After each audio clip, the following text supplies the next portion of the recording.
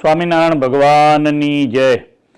અનાદિ મૂળ અક્ષરમૂર્તિ યોગીરાટ સદગુરુ શ્રી ગોપાલાનંદજી સ્વામી ગુરુનું જીવન કવન પૂજ્ય બ્રહ્મપ્રકાશ સ્વામીએ વડતાલ ધામમાં આસો સુધી શરદ પૂર્ણિમાના દિવસે વિમોચન કરાવ્યું.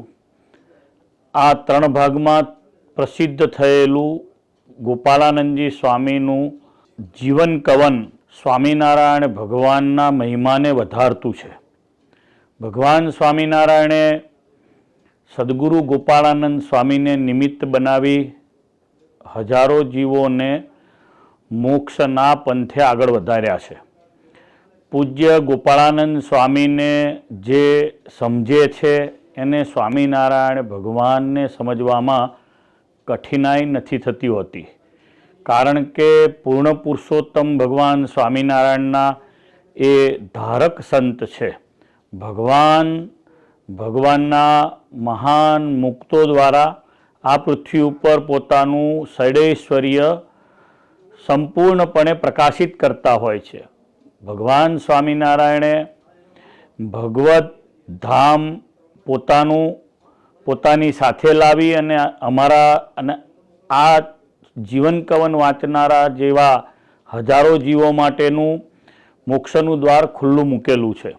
પૂજ્ય સ્વામીએ સ્વામિનારાયણ ભગવાનના અક્ષરધામ ગમન પછી લગભગ 22 વર્ષ સુધી સંપ્રદાયની સ્થિરતાને આપી છે. આ જીવન કવન સ્વામિનારાયણ ભગવાનને પ્રાપ્ત કરનારા મુમુક્ષુઓ માટે ખૂબ મોટું ઉપયોગી સાબિત થશે એવો મને વિશ્વાસ છે.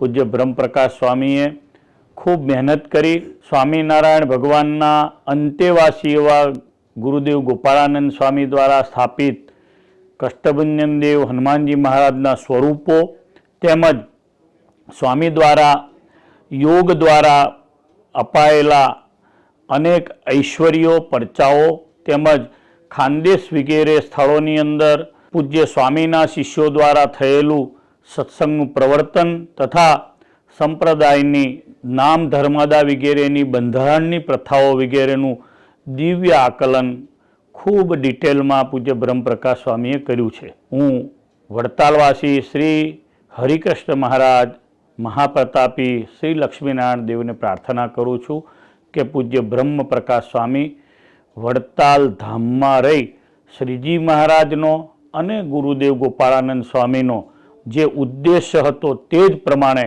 કાયમ માટે સતશાસ્ત્રની સેવાઓ કર્યા કરે, એ જ ભગવાન શ્રી હરિના ચરણોમાં મારી પ્રાર્થના છે.